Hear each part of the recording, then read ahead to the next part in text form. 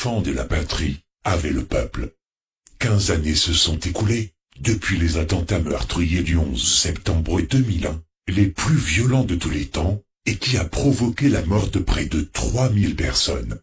Aujourd'hui, on refuse totalement d'imposer un débat sur le sujet, pour ne pas démasquer les imposteurs collaborationnistes, car on doit maintenir le propagandisme par tous les moyens, de gommer la version officielle totalement fausse, et d'obéir aux dirigeants corrompus. Mais d'un autre côté, il faut être un gros bisounours, pour imaginer qu'une nouvelle enquête sur le 11 septembre 2001 est possible. Croyez-vous sincèrement qu'ils vont se permettre de laisser la vérité éclater au grand jour, et que, par conséquent, cela aboutirait à l'effondrement du système, ou pire? Au lieu de tourner en rond, faites le vrai boulot, celui qui consiste de résoudre cette affaire, et de le propager massivement sans que personne ne puisse vous arrêter. Et j'en profite pour rappeler à l'ordre, ceux qui croient encore à la pseudo-théorie de l'absence d'avions dans les tours. On est dans le contexte du coup monté du siècle, pas au cirque. Afin de commémorer le 15e anniversaire des attentats du 11 septembre 2001, nous allons résoudre intégralement l'enquête sur cet événement, avec des chapitres bien précis, dont certains connaissent déjà. D'abord, les faux détournements terroristes, comment ont-ils été conçus, le mystère de l'avion du Pentagone, les fausses réfutations des deux bunkers du 11 septembre 2001, et enfin, l'autopsie inédite des démolitions contrôlées des tours. Looks like 6, 7 floors were taken out. And there's more explosions right now. Hold on, people are running. Hold on. Just a moment, we got an explosion inside.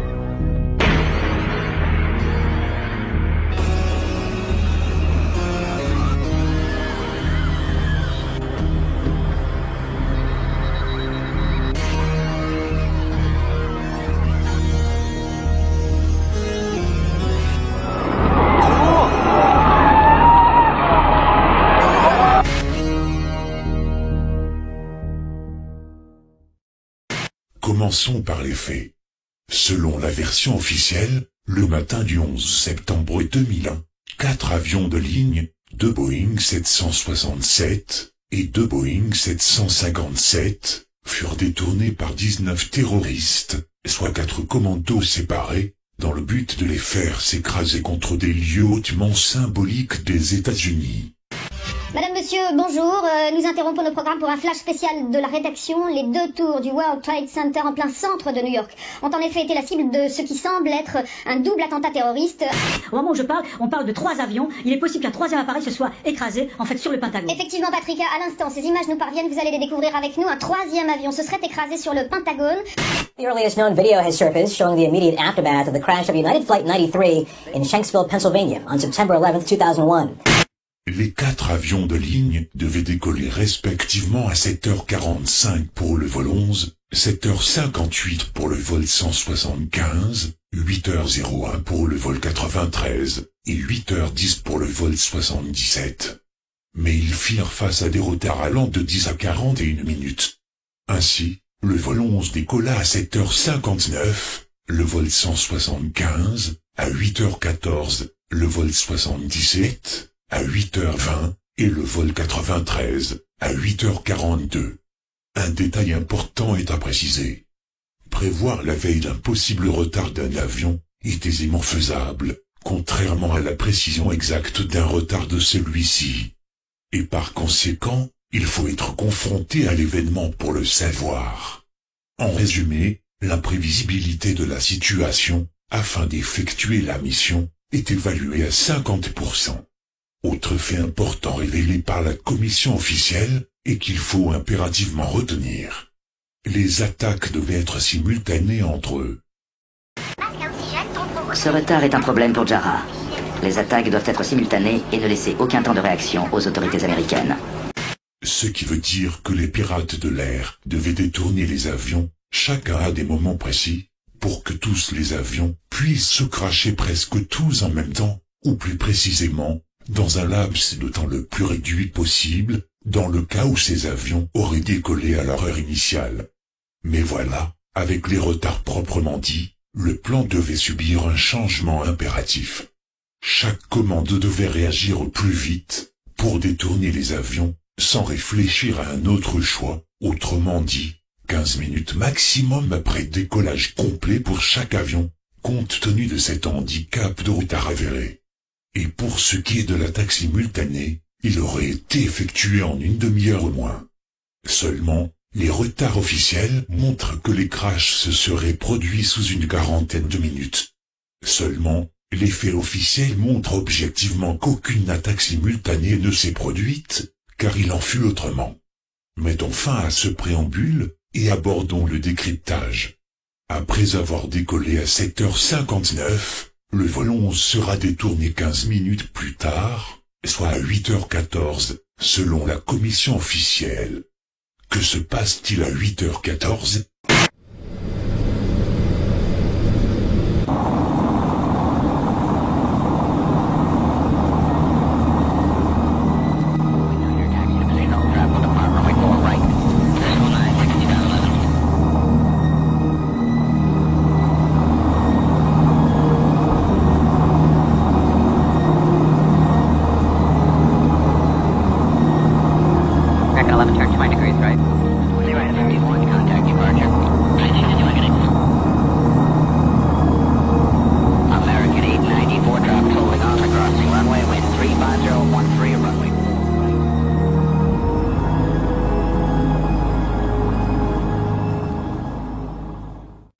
Le second avion, le vol 175, retardé de 16 minutes au sol, décolle du même aéroport que le premier. Pour que ce détournement-là soit synchronisé dans la même minute, avec le décollage de l'avion suivant, ne peut être dû qu'à une simple coïncidence.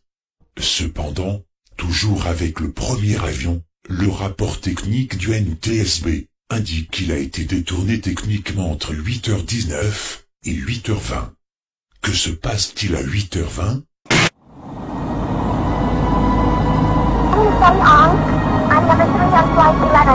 Okay. 7 Mike Lima, contact bus, 328.2.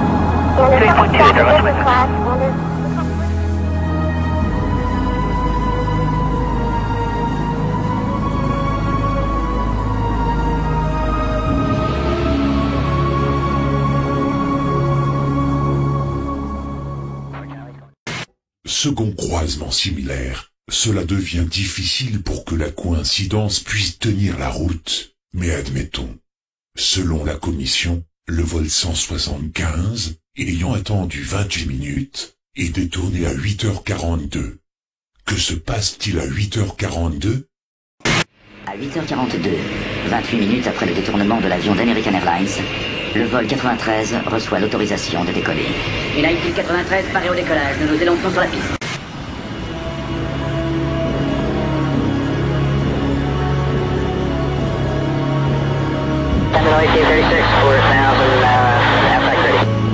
Continental 1836, Stewart, Airwind 3407, runway 4 right, little end.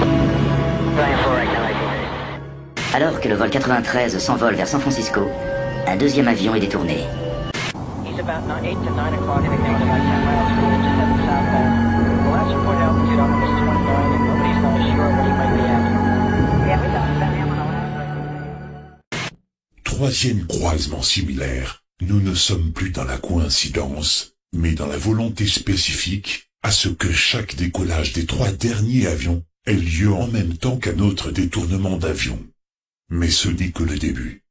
Toujours avec le détournement du second avion, selon le rapport du NTSB, celui-ci semble avoir été détourné techniquement à 8h46 et sorti de sa route entre 8h50 et 8h51. Que se passe-t-il à 8h46 ?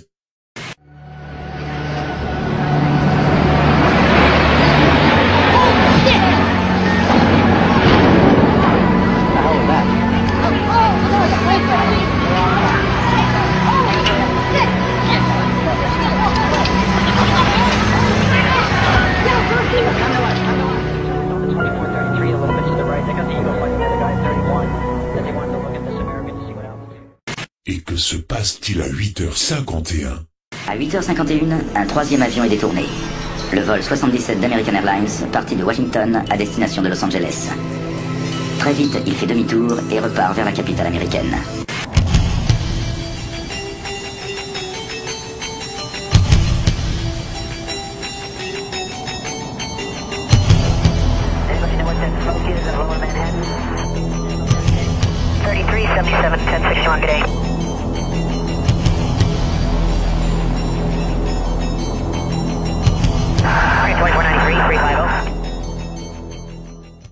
Par de telles synchronisations entre ces avions, à des endroits totalement différents, au fur et à mesure des événements, avec des écarts temporels conséquents, et avec des temps de retard imprévisibles au sol, la conclusion en elle-même risque de ne faire aucun doute. Les avions étaient dépendants entre eux. Et pour le prouver définitivement, il suffit de regarder encore de plus près. La commission officielle, n'ayant pas vu, ni même remarqué toutes ces timings synchronisées et flagrantes, avait soulevé un important argument, ou plutôt son incompréhension totale, sans autant chercher plus loin, en ce qui concerne l'invraisemblable attente du commando de Ziad Jarrah, avant de détourner son avion, au vu de leur critique retard au sol, avant de décoller. Ce retard est un problème pour Jarrah. Les attaques doivent être simultanées et ne laisser aucun temps de réaction aux autorités américaines.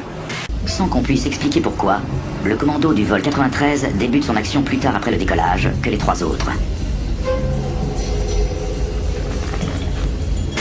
Encore plus délirant, avec le vol 77, décollant d'un aéroport situé d'une manière assez proche du Pentagone, et qui va totalement à contresens de sa cible, compte tenu de son trajet initial, sans compter le vol 93, quasiment dans le même cas de figure. En résumé, tout cela n'a strictement aucun sens. Mais pourtant, il n'y a qu'une seule et unique explication à ça.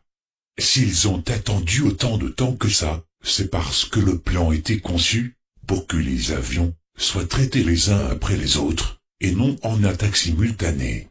Le vol 175, après 16 minutes de retard, a attendu 28 minutes pour être détourné, à moins de 10 minutes du premier crash.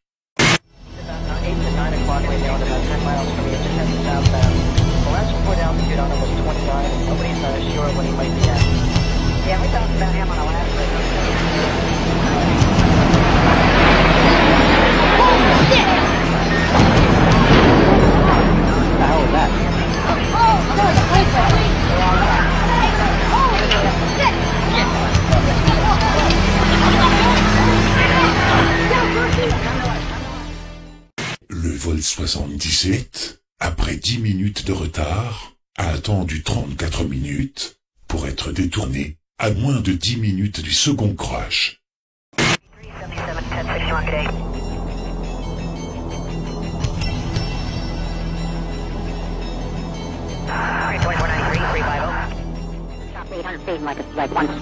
That's another situation. What kind of airplane is that? Can you guys tell? I don't know. I'll read it out in a minute. Another one just hit the building. Wow. Another one just hit it hard. Another one just hit the World Trade. The whole building just came apart.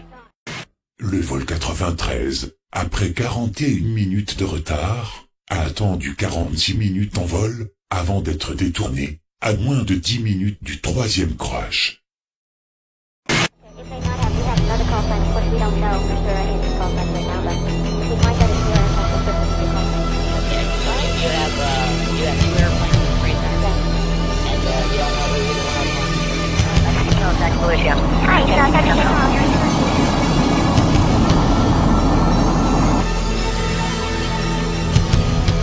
Washington, this is Gopher 06. Go for 06, guys. So that aircraft is down. He's at our 12 o'clock position. Looks like it's just to the north. Conclusion indéniable. Chaque avion savait ce que les autres vols allaient faire, en temps voulu, ou plus précisément, tous les avions étaient synchronisés et coordonnés de telle façon pour être traités les uns après les autres. On l'avait sous les yeux depuis des heures, on l'a pas vu. Comme si ces avions pratiquaient la même méthode de la course de relais entre chaque coureur suivant. En résumé, malgré les temps de retard au sol, totalement imprévisibles, il s'agit d'une dépendance totale de ces avions. Ce qui permet de rebondir sur le point suivant. Si les avions étaient dépendants entre eux, les pirates de l'air devaient l'être obligatoirement.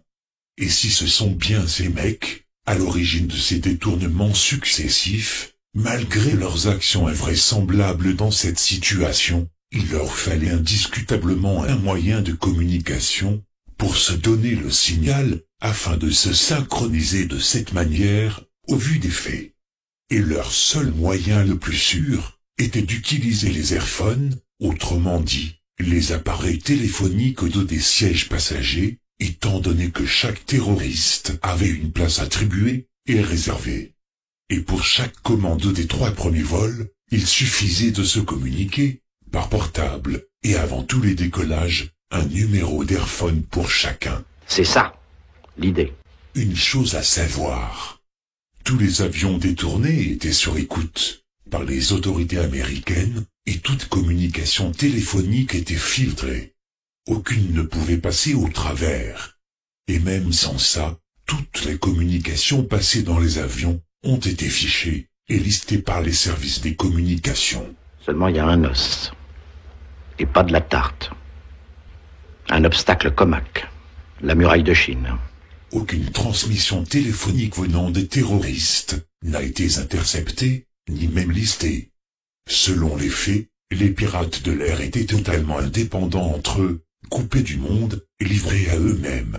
Aucun commando ne pouvait savoir ce qu'étaient advenus les uns et les autres, à une exception près, mais qui ne change rien à l'affaire. Si on prouve objectivement que ces avions étaient dépendants entre eux, et si les pirates de l'air ne l'étaient en aucun cas, alors, les terroristes n'ont jamais pu détourner ces avions.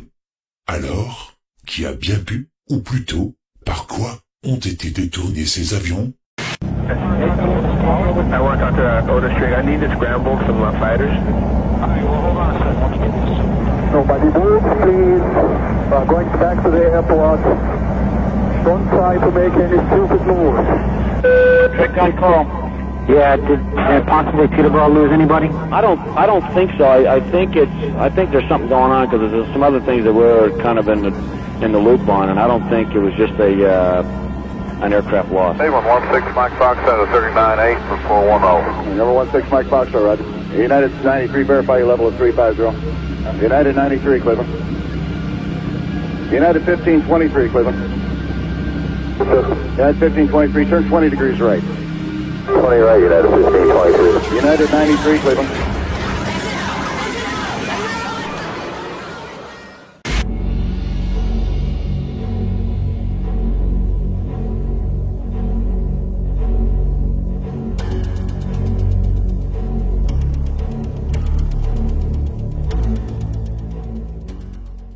Nous allons passer aux choses sérieuses, et démontrer une bonne fois pour toutes, ce qu'il fut à l'origine des détournements des avions.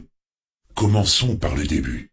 Les temps de vol avant le détournement des avions sont respectivement de 15, 28, 34 et 46 minutes. Chaque avion a attendu l'approche du crash du précédent pour être détourné, et pas avant. Cela signifie que les avions étaient en relation, comme il a été prouvé. Dans le cas de 4 équipes de terroristes indépendants, afin de réaliser cela, il fallait qu'ils soient en contact les uns avec les autres, et que chaque équipage contacte le suivant, quelques minutes avant qu'il ne se crache, pour leur signifier de commencer leur action. Il y a plusieurs critiques à cette manière de faire. Les 4 équipes ne pouvaient pas être en relation après le décollage de leurs avions, sans être entendues par les contrôleurs de l'aviation. Aucune communication n'a été reportée. On peut évidemment prétendre qu'ils avaient leur propre système de communication, GSM satellite, ou autre. Dans ce cas, il est clair que les Américains, ou plutôt le Bureau fédéral des communications, auraient reporté ces communications, parmi les supposés appels dans les avions détournés. Il n'y avait strictement aucune raison de nous le cacher. D'ailleurs, en ce qui concerne les appels téléphoniques pour se donner le signal, c'était même très risqué de le faire. Car, si une des communications ne s'établissait pas pour une raison quelconque, l'équipe suivante ne déclenchera pas son action, et les avions suivants ne seraient pas détournés. En pratique, il est impossible que les 4 équipes se décident à détourner les avions les uns après les autres. On peut imaginer 3 possibilités de planification de leur part. Primo, d'après le graphique suivant, les avions devaient être détournés dès que possible, après le décollage, pour terminer chaque action le plus vite possible, sans s'occuper des autres avions. C'est le cas le plus probable. Dans ce cas, tous les avions seraient détournés dans les 15 minutes après décollage, comme pour le premier avion. Tout ça serait passé en un temps beaucoup plus court, et plusieurs avions seraient détournés dans le même temps. Tout ça serait terminé aux environs de 9h15, au lieu de 10h06. Et comme le prétendent certains, la Maison Blanche aurait été une cible, et donc elle aurait aussi frappé. Secondo, d'après le graphique suivant, les avions seraient détournés tous en même temps, soit à une heure bien définie, soit sur base d'un signal central, donné par une équipe au sol. Ce cas est peu probable, car cela nécessite une synchronisation hasardeuse, sans en avoir besoin. Même s'ils avaient osé prévoir ça, les faits ne collent pas du tout à la réalité. Car, dans ce cas, les premiers avions décollés seraient détournés bien plus tard que leur décollage, pour attendre les derniers avions, qui seraient eux, détournés le plus vite possible après leur décollage. Comme les premiers appareils auraient déjà fait un bout de chemin, ils seraient retardés, pour terminer leur parcours. Or, on constate tout à fait l'inverse, puisque les résultats officiels montrent que les premiers décollés sont les plus rapides à terminer leur parcours. Et enfin, d'après le graphique suivant, les avions s'attendraient les uns les autres, pour aller se cracher dans les 10 minutes, sans laisser le temps à la protection aérienne d'agir. Ce cas est aussi peu probable, car cela nécessite une synchronisation très difficile, et très hasardeuse. Même s'ils avaient osé prévoir ça, les faits, encore une fois, ne collent pas du tout à la réalité. Car, dans ce cas, les premiers avions décollés seraient détournés bien plus tard que leur décollage, pour attendre les derniers avions qui seraient, eux, détournés le plus vite possible, après leur décollage. Or, de nouveau, et d'après les résultats officiels, on constate tout à fait l'inverse. Les premiers décollés sont les plus rapides à être détournés, et les derniers décollés sont celles qui ont pris le plus de temps. On peut toujours avancer le fait du hasard, pour expliquer que ces avions se sont suivis de cette manière. Cependant, si c'était 2 avions, ou même 3, on peut effectivement le dire. Mais pour 4 avions, et avec une disparité aussi importante dans les temps de vol, avant le détournement pour chacun, la probabilité devient tellement nulle, et que le fait du hasard ne peut plus être évoqué.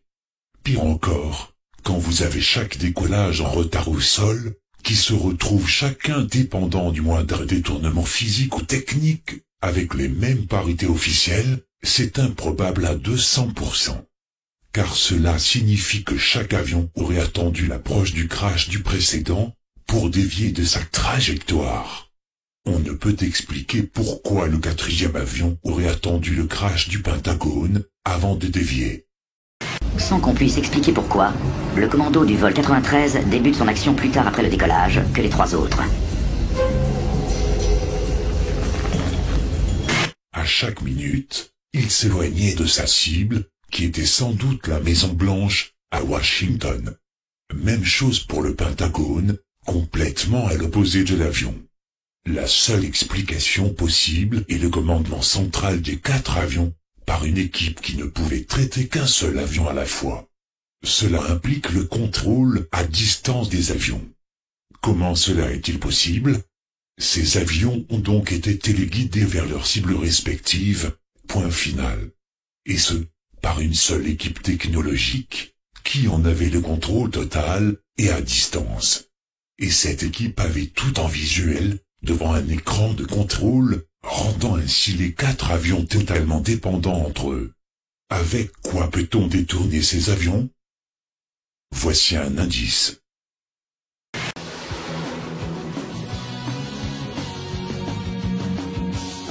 Raytheon is a great company to work for. We have really supportive leadership. We continue to develop new technologies. We take sustainability very seriously. Our financial performance has been very strong. Investor confidence is very high. Raytheon provides a lot of career opportunities and career growth. There are a number of leadership development programs in different functions. We have strong ethical values towards staff and our customers.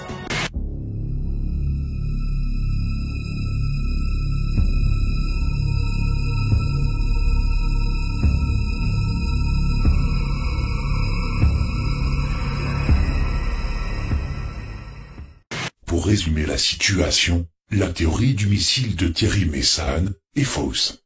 Alors que si on met une balise et qu'on place l'avion sur un système de pilotage automatique, bon, il va directement sur sa cible. Et il se trouve qu'on a enregistré l'écho d'une balise. Alors il en faut 2 pour ce type de choses, mais bon, on n'a pas le deuxième écho, mais on a enregistré l'écho d'une balise.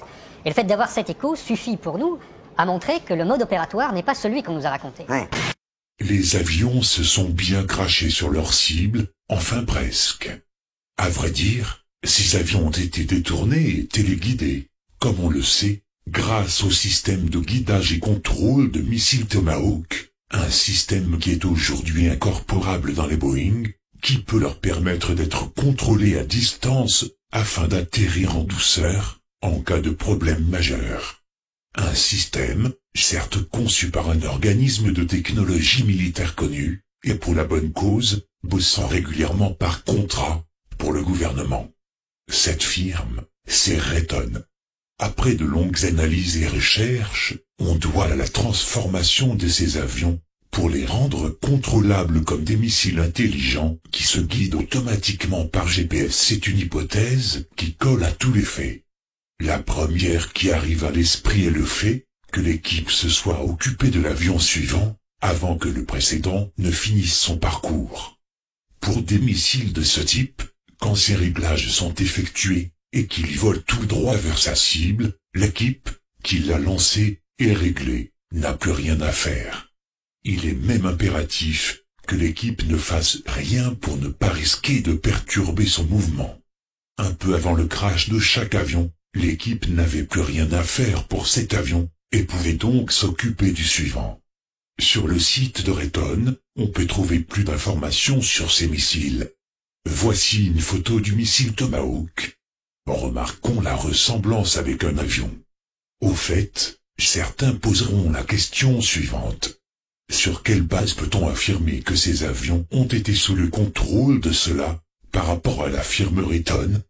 La réponse est qu'il faut se fier aux concepteurs de ce système, qui, apparemment, doivent être indirectement impliqués de près ou de loin dans le coup monté en question. Évidemment, en tant que témoin indirect, beaucoup diront qu'ils pouvaient parler et soulever un lièvre. Des témoins potentiels et gênants. Hélas, ces témoins ne parlent plus depuis 15 ans, jour pour jour.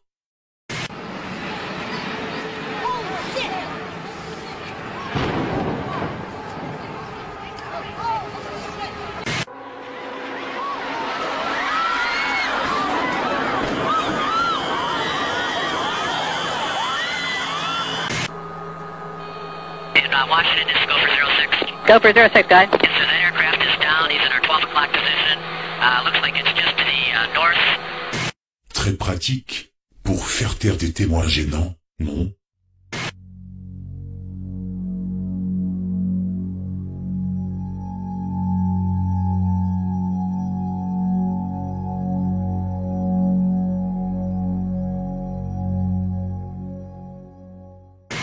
Pour commencer, il faut bien évidemment adapter ce système sur l'avion. Ce système de contrôle est basé sur la boîte, où se trouve un calculateur de vol, un capteur de position qui est un récepteur GPS et d'orientation, gyroscope électronique. Et ces 3 équipements se trouvent aujourd'hui dans les smartphones. Il y a aussi un émetteur-récepteur satellite pour les communications. À ce système doit être ajouté un système externe, qui est une sonde de mesure d'altitude précise, nécessaire pour l'approche finale. Car, pour l'impact, si on veut avoir une précision d'altitude plus petite ou égale à 1 mètre, il y a besoin d'une mesure de précision plus précise, sinon la mesure d'altitude ne sera pas suffisante. Il faut une sonde différente, mais il peut effectuer parfaitement son impact, son trajet et sa frappe, sans avoir besoin de cette mesure d'altitude. Ensuite, nous avons les servomoteurs, qui contrôlent la surface des ailerons. Il y en a un pour le réglage d'altitude horizontale ou verticale, un autre pour la rotation horizontale, verticale, gauche, droite et un pour le réglage de la vitesse du moteur. Il y a aussi quelques sorties digitales diverses, dont une d'entre elles est l'électrovanne carburant, qui se déclenche dès que le missile est lancé, et il fournit ainsi du carburant au moteur du missile. À vue d'œil, ce schéma représenté restera inchangé si l'adaptation est faite pour un missile ou pour un avion. Mais il faut juste remplacer les servomoteurs par des moteurs plus puissants, car ils auront le devoir de régler la vitesse du moteur et d'actionner les commandes de vol. En résumé, ils vont simuler les mouvements des bras des pilotes en vol. Pour garder un avion en vol, sans qu'il atterrisse, il suffit de faire bouger les manettes de vol pour pouvoir le guider à sa cible. Toutefois, si ces systèmes sont installés sans être activés, l'avion réagit normalement et peut décoller comme d'habitude. Dès l'activation, l'avion change de comportement pour devenir celui d'un missile. L'installation dans le local technique sous le cockpit dure environ 1 heure et elle devait être réalisée durant la dernière maintenance. La base de données de maintenance de ces avions est inaccessible à tout le monde, y compris aux compagnies professionnelles de l'aviation, et même au niveau du contrôle de l'aviation. Avant le déclenchement de l'opération, on doit concevoir que les servomoteurs installés doivent être irréversibles, empêchant les pilotes d'arrêter le mouvement des contrôles de vol. Lorsque les pilotes vont s'apercevoir que ce contrôle agit de façon indépendante, ils vont tout faire pour essayer de le perturber, allumer, éteindre des boutons, etc. Ce qui permet de rebondir sur un détail crucial. C'est pour cette raison que les pilotes doivent être morts, avant que la séquence ne s'enclenche. Je dis bien les pilotes, mais aussi tous les membres d'équipage et passagers de chaque avion. Du coup, cela permet de répondre une bonne fois pour tout à la question suivante. Tous les passagers et membres de l'équipage ont été tués à l'intérieur de chaque avion, non pas dans les crashs proprement dits, mais au moment du début de chaque détournement. Ce qui convient à dire sans détour, que les appels téléphoniques, communications et autres situations dans les avions sont un mensonge total. Ils étaient tous morts, y compris les terroristes, qui ont été, si on peut dire, de parfaits lampistes dans cette affaire. Ainsi, le calculateur de guidage peut utiliser une sortie digitale pour actionner une vanne libérant un gaz toxique militaire et tuer rapidement tous les passagers et équipages. En 10 secondes environ, les pilotes meurent asphyxiés et le gaz se propageant dans l'avion vont tuer toutes les autres personnes avec ce gaz indolore et incolore dès l'enclenchement du système. Dans ce cas, le pilote automatique est suffisant pour guider les avions à condition d'attendre que les pilotes aient attaché leur ceinture. Dans le cas contraire, leurs corps peuvent tomber sur les contrôles de vol et tout faire échouer, si le pilote automatique n'aurait pas la puissance requise pour repousser les corps inertes des pilotes. Mais pour avoir la précision requise, il devait utiliser le contrôle de missile et l'installer à bord de cet avion. On peut considérer, par la suite, que cette technologie installée dans tous les avions sont contrôlables comme des missiles, avec les mêmes équipements au sol. Et considérons aussi toutes les preuves disponibles, telles que la faisabilité, la fiabilité et la simplicité de chaque action. Pour l'équipe technologie, il faut se placer dans le contexte, où la vérification du système dépend du moment où ce dernier doit se déclencher. C'est-à-dire gazer tout l'équipage en 10 secondes, et la séquence peut fonctionner comme prévu. Et le test est bien sûr prévu pour le premier avion.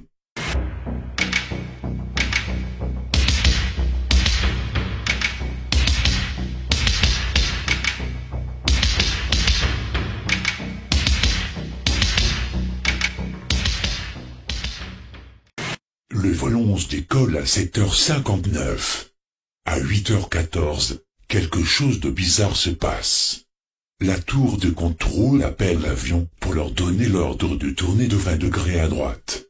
Les pilotes répondent à 8h13 et commencent à s'exécuter.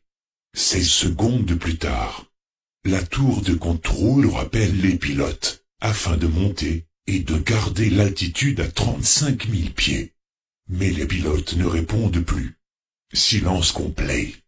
Entre les deux ordres, les supposés terroristes se seraient précipités dans le cockpit, auraient tué les pilotes, sans aucun bruit.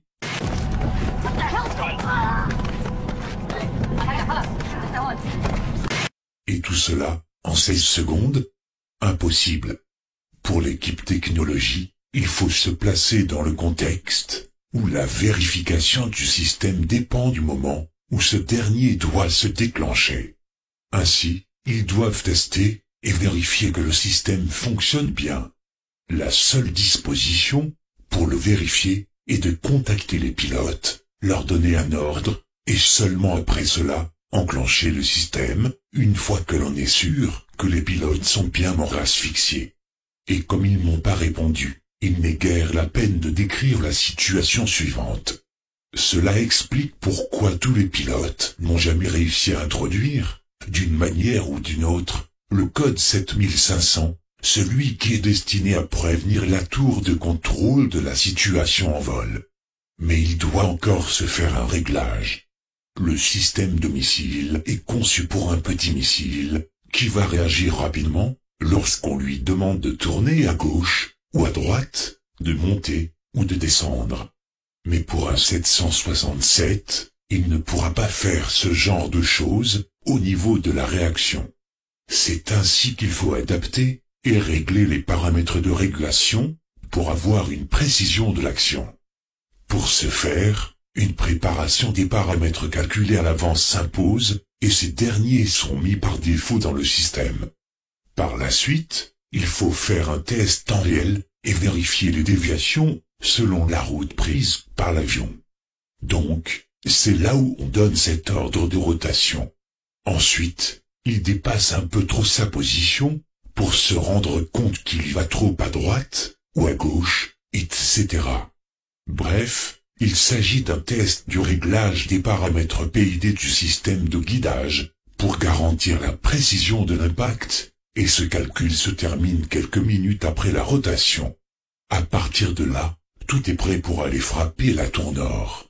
Bien naturellement, on le suit pour ne pas avoir d'entrave avec un autre avion, via le trafic aérien, et lorsqu'il est très proche de sa cible, on vérifie encore, pour voir s'il va dévier ou non de sa cible au dernier moment. Vu que tout marche comme prévu, on peut commencer le détournement du suivant, celui du second avion, à 8h42. Et à 8h46, le vol 11 se crache comme prévu dans la tour nord, et le résultat est parfait.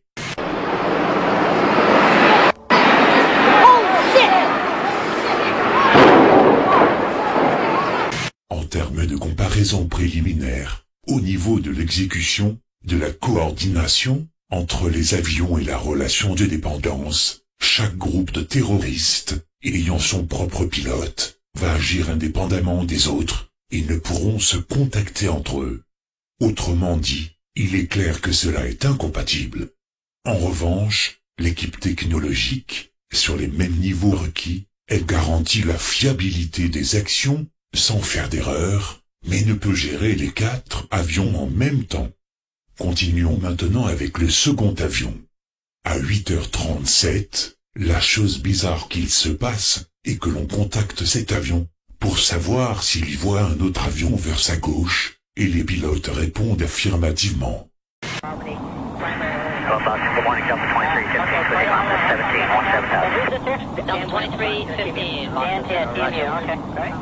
C'est alors qu'on leur donne la situation, qu'il s'agit d'un avion détourné, et par mesure de sécurité, le vol 175 doit rester à l'écart de cet avion.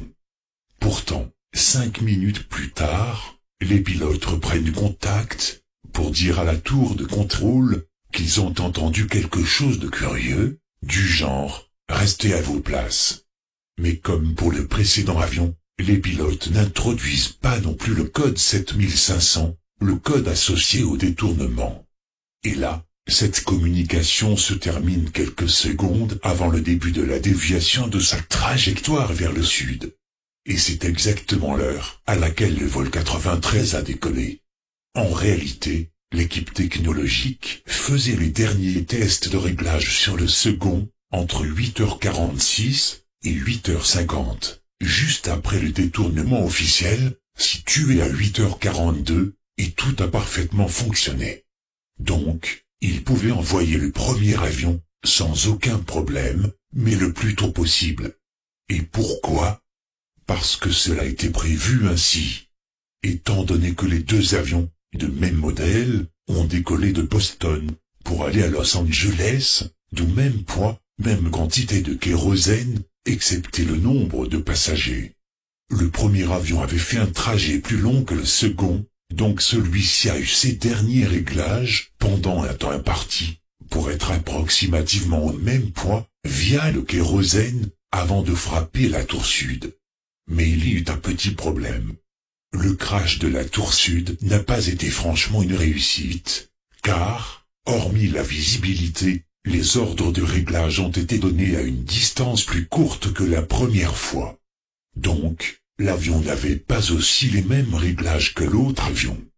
De ce fait, en arrivant sur sa cible, il avait des petites imprécisions, à droite, comme à gauche, et lorsqu'il s'est approché de trop, le système de contrôle a vu qu'il allait dévier de sa trajectoire, et l'ordre a été donné pour redresser au maximum vers la gauche, afin d'éviter la sortie vers l'extérieur. Le résultat est objectif, mais ils ont eu du bol. Donc, l'équipe technologique devait être plus prudente et plus attentive pour le prochain crash. Une petite remarque concernant le choix des endroits pour faire crasher les avions. Le vol 11 s'est crashé dans la seule et unique façade de la tour nord, où il n'y a aucun ascenseur express. Mais pour le vol 175, venant dans la même direction que le premier, se permet de faire un incroyable détour, pour aller justement frapper la même façade que pour la première tour. Car, rappelons-le, chaque tour était identique, mais construite de manière opposée. Ce détail est important lorsque nous évoquerons la démolition des tours, car cela n'était pas dû au hasard. Mais il y a une réponse à la question dont certains se poseraient. Où pouvait bien se situer cette équipe technologique pour contrôler et diriger ces avions afin de les crasher aux endroits prévus? Afin d'être sûr des premiers résultats, il fallait qu'elle soit sur place, à New York, pour avoir la meilleure visibilité possible sur les crashs des deux premiers avions, mais aussi des actions à produire au World Trade Center, telles que les démolitions contrôlées en question. Et quel est le meilleur endroit pour opérer efficacement? Dans l'endroit le plus proche, et assez élevé, pour avoir la meilleure visibilité possible. Un endroit dont il fallait aussi se débarrasser, pour essentiellement effacer quelques traces.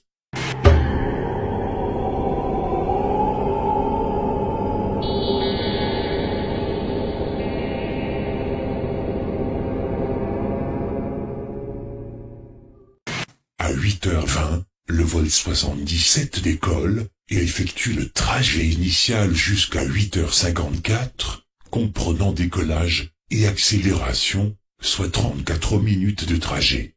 Le trajet de retour en vol détourné a duré jusqu'à 9h37, soit 43 minutes, sans décollage ni accélération. Sauf que dans ce détournement, lorsqu'il fait son trajet retour, il ne devait même pas le faire en 34 minutes, mais en 30 minutes, au moins. Et vu que nous avons 43 minutes, c'est 10 minutes de trop, environ. Autrement dit, il y eut un problème, car cela veut dire que quelque chose a été effectué. C'est à ce moment-là que l'équipe enclenche le contrôle de missiles, placé dans le vol 77, coupe le transpondeur, et baisse l'altitude de l'avion, afin de le rendre invisible au radar, autrement dit, aveugle de toute présence sur sa position. À partir de là, Le trajet de l'avion est inconnu. Ce sont donc les 10 minutes nécessaires qui ont servi pour le crash du vol 77 au sol, dans une zone secrète militaire, et sous contrôle, où la population est la moindre. C'est-à-dire dans la zone, où il y a entre 1 et 10 habitants, au kilomètre carré. Mais pendant que le vol 77 se crache, 10 minutes sont suffisantes pour faire décoller un avion de substitution, grâce au système de guidage, et prendre sa place, pour aller se cracher dans le Pentagone, sans que les contrôleurs aériens ne s'en aperçoivent. Pourquoi changer d'avion? Pour cracher un avion sur un bâtiment de 23 mètres de haut, une précision de plus ou moins 20 mètres, ne suffit toujours pas, même avec un capteur GPS de meilleure précision.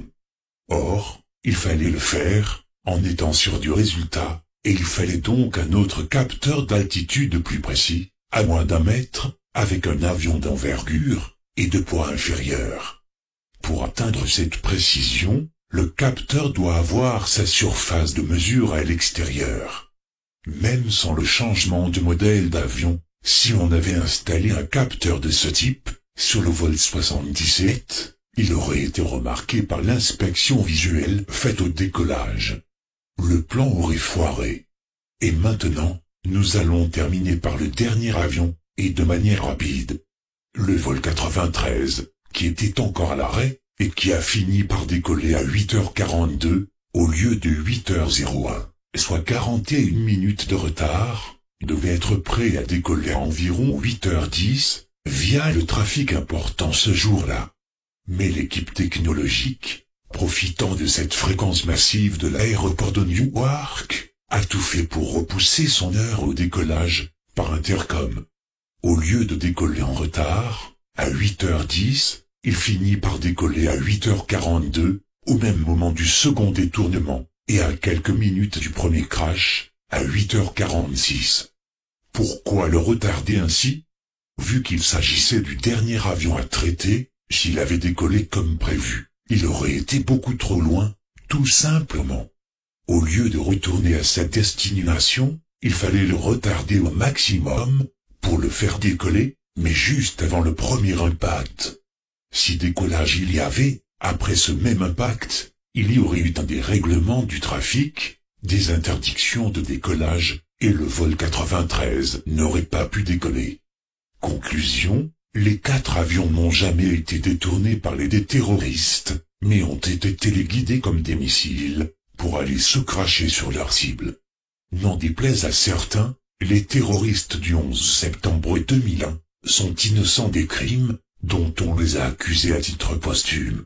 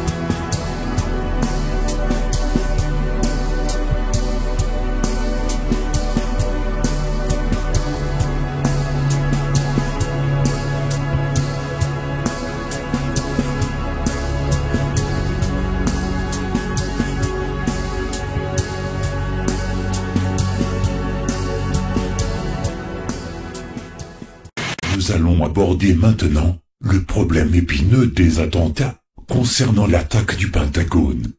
Depuis 15 ans, beaucoup croient encore à l'absence d'avions, comme d'autres, à un missile américain. Lloyd in essence admitted his involvement in the 9/11 black operation, but he was cautious not to outright confess. He worked hard to distance himself from the planners, while admitting it was planned. Regardless of Lloyd's true level of involvement, the independent evidence for a north side approach proves the cab and light pole scene staged, and that the plane did not hit the Pentagon. Quand même, on est absolument sûr et certain maintenant que les deux avions, celui qui s'est écrasé soi-disant dans la forêt et Pentagone, n'existent pas. Il n'y a jamais eu d'avion, ces deux avions volent encore, c'est un mensonge absolument énorme, quoi. Et qu'il est vraisemblable que de plus en plus, on enquête là-dessus. Il y a un Français d'ailleurs qui a mis la puce à l'oreille à tout le monde, qui avait fait un livre, l'imposture, machin, et qu'on commence à penser très sérieusement que ni Al-Qaïda ni aucun Ben Laden n'a été responsable des attentats du 11 septembre. Vraiment, vous pensez ça? Non, moi, il y a à peu près 12 ou 13 sujets à regarder, absolument, qui sont d'ailleurs plus ou moins bidouillés pour qu'on puisse ou pu entendre le son, tout ça. Il y a un mec, David Ray Griffin, fait des conférences en ce moment aux États-Unis. C'est hallucinant. Si vous regardez ça, vous ne croyez plus jamais à rien, quoi. Maintenant, n'importe qui peut regarder la photo qui est sur la couverture du livre, qui est la photo d'Associated Press, qui est la première photo qu'on ait prise après l'attentat. Donc, sur la partie gauche de la photo, vous avez de la fumée. Au bas de la fumée, vous avez caché par cette fumée un trou qui est censé être celui qui a absorbé un Boeing 757. Donc c'est pas bien difficile de comprendre que ça n'est pas possible. Il est juste très très vraisemblable que la version officielle américaine ne correspond tellement pas à la réalité. Ils refusent tellement de montrer. Pourquoi ils nous montrent pas les caméras de surveillance ils ont intérêt à nous montrer un avion qui frappe le Pentagone. Non, c'est un missile américain qui frappe le Pentagone, tout simplement. Pourquoi envoyer un missile et non un avion, au risque d'être démasqué par les potentiels témoins, se trouvant autour des lieux, ou dans la zone même? Un coup monté de cette envergure doit être effectué le plus insidieusement possible afin de manipuler l'opinion publique pour confirmer des faits que l'on veut nous faire avaler, sans éveiller le moindre soupçon. En ce qui concerne le Pentagone, il fallait à tout prix confirmer la présence d'un avion parmi les témoins présents, ainsi que les sauveteurs et autorités sur les lieux du crash, ni plus ni moins. La seule chose dont il ne pouvait en aucun cas identifier, c'est le modèle exact de l'avion, voire le vol 77 lui-même. Même cas de figure, en ce qui concerne les passagers, aux victimes supposées du crash dans ce bâtiment, mélangés aux autres, issus du personnel du Pentagone. La chose la plus simple est que, si l'endroit était désert ce jour-là, et que si le vrai avion en question se crache dans le Pentagone, et si on retrouvait des restes de victimes, le résultat aurait été indéniable. Mais vu l'endroit n'était en aucun cas désert, pas la peine de décrire la situation. Et comme une lettre à la poste, les labos identifieront tous ces ADN, sans se douter de rien. En résumé, aucune preuve qu'on ait retrouvé les restes des passagers dans le Pentagone, si ce n'est qu'on les a ramassés ailleurs. De fil en aiguille, faire croire au monde à une provenance exacte, où on a retrouvé ces restes, sans se douter qu'elle est fausse. La première chose à savoir est que la théorie de Messane, celle du missile, est fausse. Mais la couleur de l'explosion en elle-même est vraie à 100%. Une couleur aussi blanche, par un temps clair, comme ce jour-là, ne peut être due que par un explosif ou une bombe. Pourquoi? Nous le saurons tout à l'heure. Heureusement, l'école de Case Study avait matérialisé en 3D l'avion en question.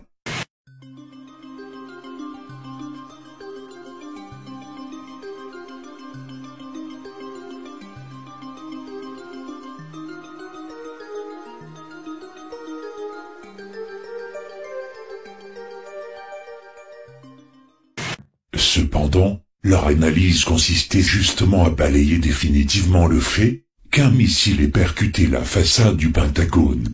Naturellement, il était primordial de ne pas omettre l'objectif fisheye et d'agrandir l'image en format réel. Et c'est ainsi que, grâce aux couleurs distinctes, à la forme de la queue et quelques autres éléments, on finit par remarquer, malgré ce plan flou, la présence d'un avion en couleur bleue et rouge, spécifique à l'effigie d'American Airlines.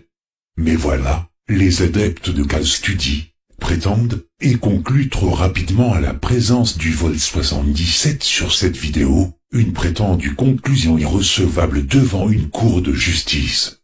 Et vu le travelling de la caméra en 3D, il masque toute objectivité rationnelle, afin de prouver faussement qu'il s'agit d'un 757. En effet, même si l'avion est malheureusement masqué par cette boîte caméra, on peut néanmoins, grâce à cela, connaître la longueur de cet avion.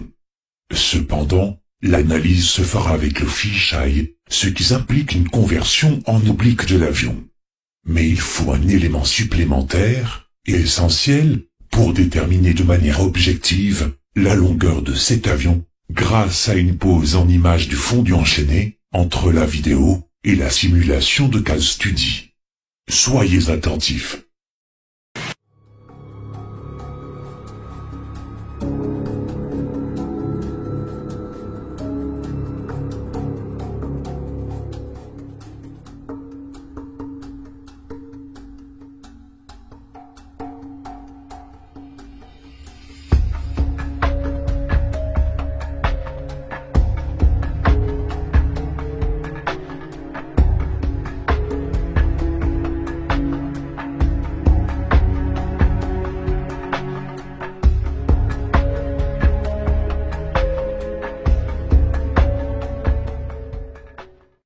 On peut voir que le nez de l'avion dépasse à peine le petit coin de la boîte caméra. Étant donné l'angle d'approche des 52 degrés, et en oblique, la simulation Case Study se permet de matérialiser un Boeing 757 sans commune mesure. Sauf que si cela avait été un avion de ce modèle, le nez aurait dépassé de plusieurs millimètres. Que faut-il en conclure? Si le nez n'atteint pas cette longueur, cela veut dire qu'il s'agit d'un autre modèle d'avion. Si cela n'est pas un 757, alors qu'est-ce donc? On peut déjà certifier que la vidéo a été aussi modifiée, car l'apparence de la trace de fumée, laissée par un des réacteurs, montre qu'il fallait un certain temps pour que ce nuage sinusoïde puisse se disloquer et former des oscillations beaucoup plus grandes. Bien que cette vidéo soit trafiquée, d'où non recevable devant une cour de justice, on va passer à autre chose.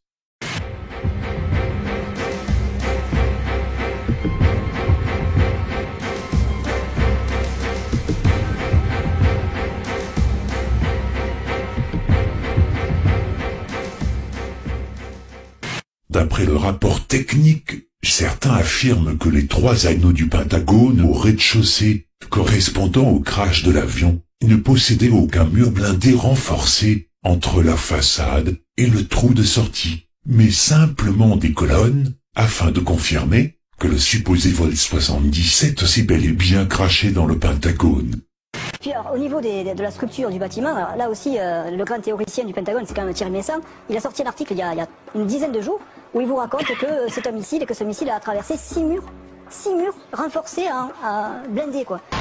Et en plus, il n'y avait pas 6 murs, parce que ce qu'on voit ici, c'est uniquement les 2e et 3e étages, où on voit effectivement 3 corps de bâtiment, mais au rez-de-chaussée et au premier étage, vous aviez uniquement des poteaux, il n'y avait pas de murs.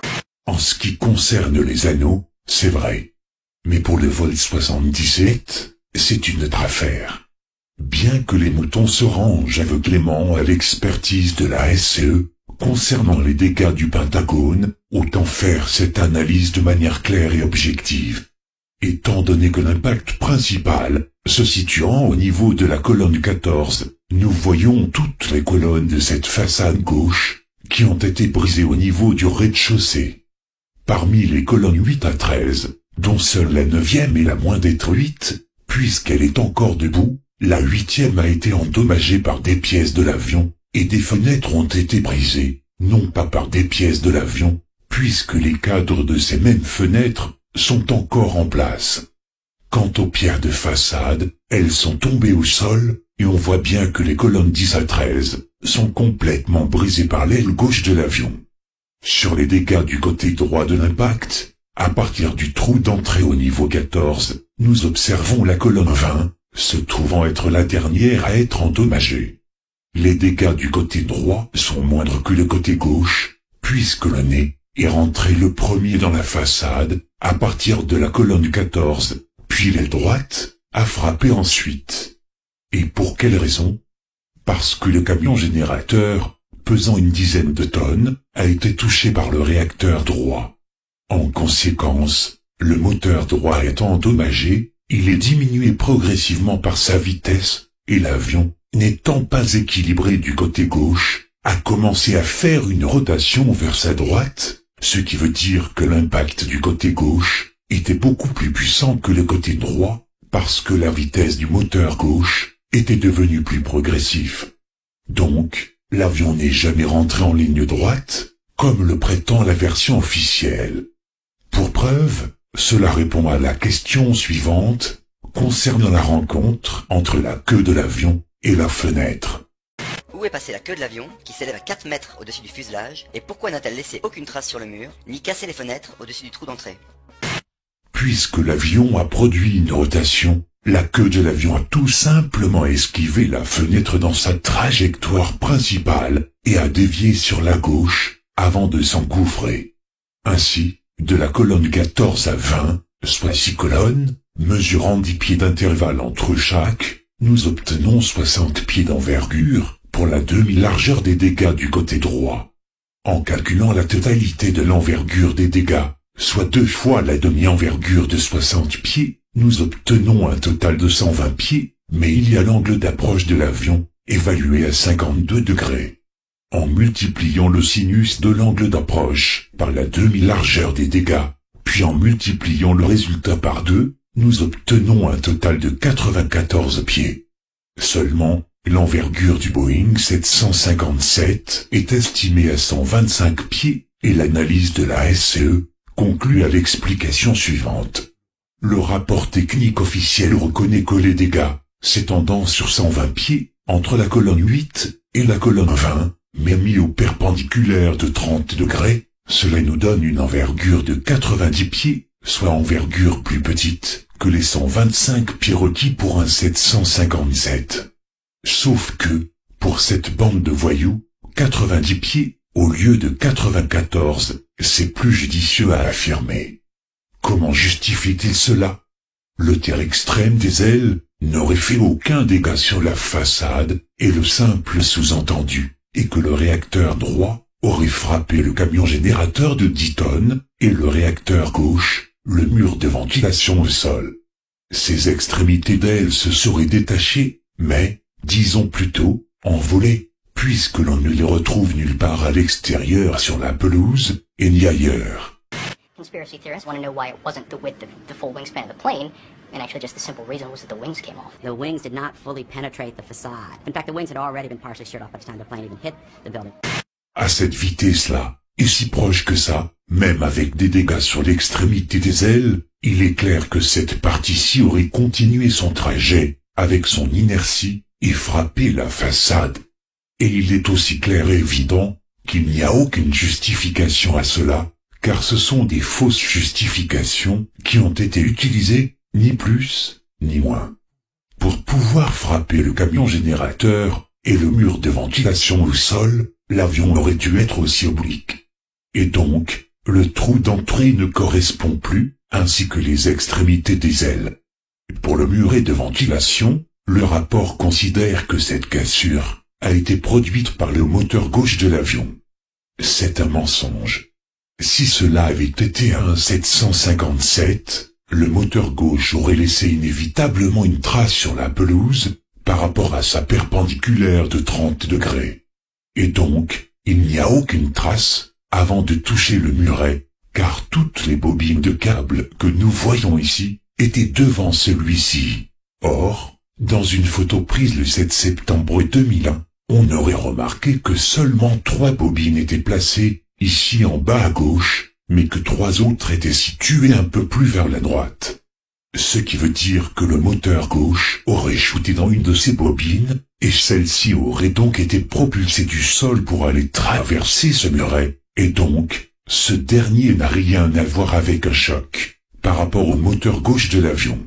En se basant sur la construction en 3D, et à l'échelle de l'impact, il fallait tenir compte de l'aile et de son inclinaison en vol, car une aile en vol est un peu plus haute qu'une autre qui est à l'arrêt, et nous voyons l'aile gauche à environ 30 cm du sol, et ce fut donc un impact très précis, qui ne correspond pas à un 757 modèle 200.